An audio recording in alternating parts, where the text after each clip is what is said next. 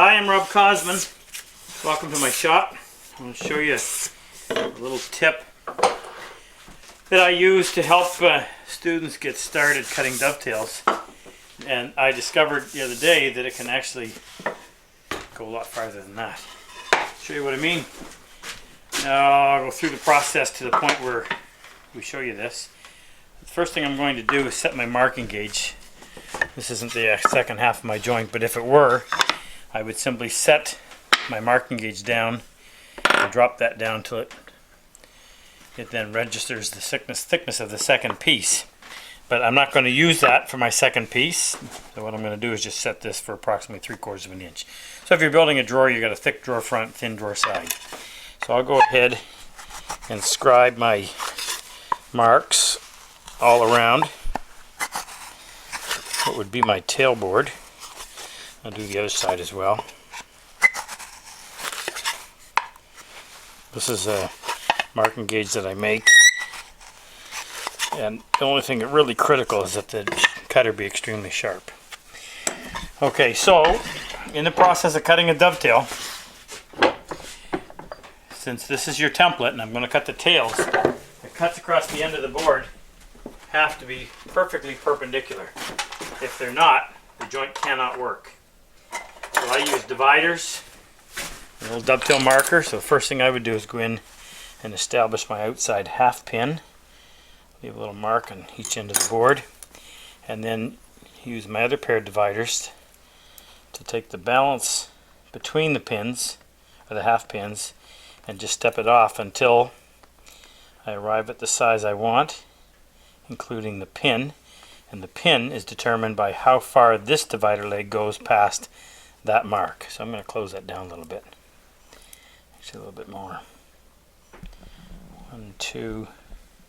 It's still too big. Close it down a little further. Nice thing is about this system is once you've got it, you just use the two dividers to lay out all of your joints or on that particular piece. Okay, so I like that setting. So I'm going to go back, find that little mark, leave a mark, and then set my divider leg in the opposite half pin and leave a mark, leave a mark. Then I'm going to work on this side.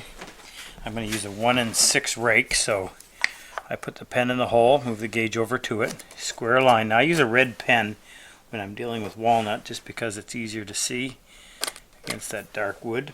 Certainly easier than a pencil and easier still than a blue or a black pen. Never a roller ball, because on blonde woods the roller ball will actually bleed down into the wood and then you're stuck trying to get off ink marks. Okay, so at this stage, if a lot of times students who have never done this before have a difficulty in getting these cuts perfectly perpendicular. Now I'm marking my waist so I know which side of the line I should be sawing on. And the narrower this stock is, I always want this standing plumb by the way, the narrower this stock is, the harder it is to get perpendicular because you don't have a whole lot of line to follow. So what I tell my students to do is get a piece of something that is relatively soft, pine, basswood, whatever. Put it behind the piece you're working on. Now, go back and redo those lines across the top, lengthening that line you're going to cut. By the way to make this accurate is to simply put the pen in the hole, move the gauge over to it, and then the continuation of that line becomes precise on the second piece.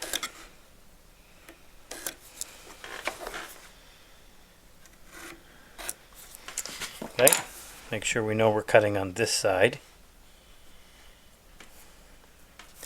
Now, in lining yourself up to get a good cut, you have almost a full extra inch of line to follow. So on something that wide, and the nice thing about the soft wood is you can sail through it with a good sharp dovetail saw and not really notice that much that you're cutting through, instead of 1/2 inch of material, 1.5 inches. So what I would now do is line my saw up on that nice long line, anchoring against my index finger, starting at the far back, line it up, get it so that the saw is staying on the right side of the line and that I see nothing but pen line, and then start to cut.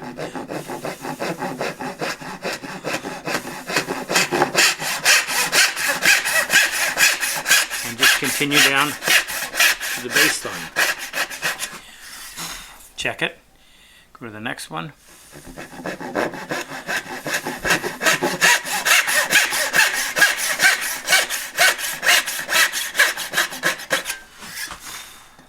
I always work the same side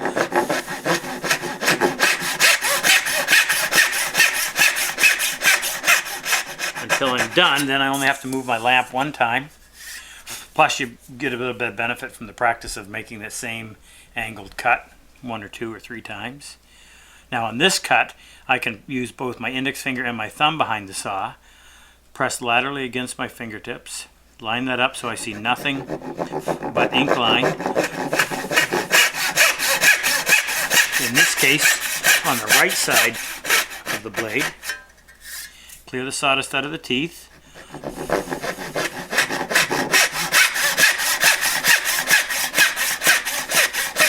Now, quick little lesson on getting the angle.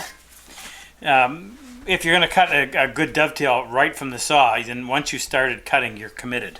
So what I do is set the saw in place, hold the angle, now just park it wherever you think you want to be, and then don't think about the angle anymore. Concentrate on nothing but the perpendicular cut across the end of the board.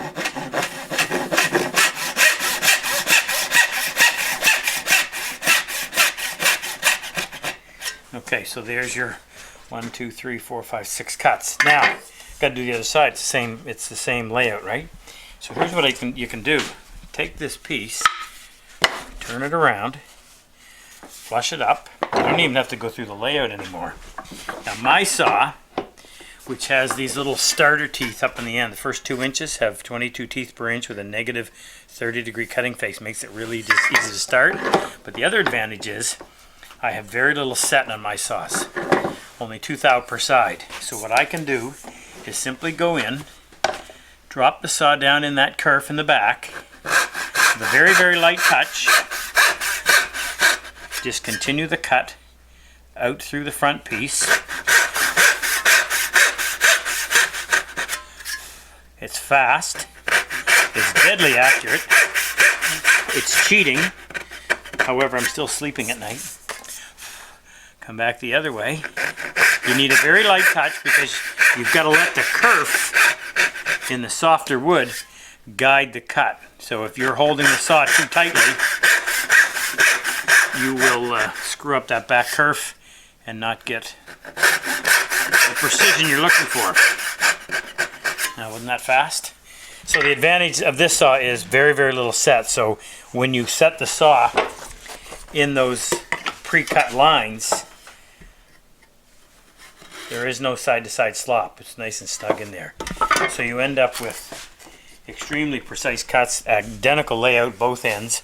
Now, I was building a project on our online workshop. In fact, this is the piece I was using the other day, and I screwed up. I had already cut off the shoulder. Actually, that's not true at all. Let me back up just a second. I'll show you the piece I was working on. It was this one. I just had dry fit this. I don't normally do that, but I did in this case. And I put it together, and I had them labeled A, A, B, B. And it was the next day when we came in to shoot, I realized that I had put A into B. And I said, oh, son of a gun. But it looked great. It fit perfectly. Took it apart, flipped it around, put it in the other way, and it worked. It fit equally as well. So you get that kind of precision from this layout. It's really amazing. It's incredible, actually. Anyway, that's just a little tip for you on how you can get even better dovetails. You still have to be able to master that vertical cut across the end, that perpendicular cut, sorry. But having a piece of soft wood will extend that line for you and make it a lot easier, and then you can flip around and use it to do the other side. Anyway, hope you enjoyed this. We'll see you again.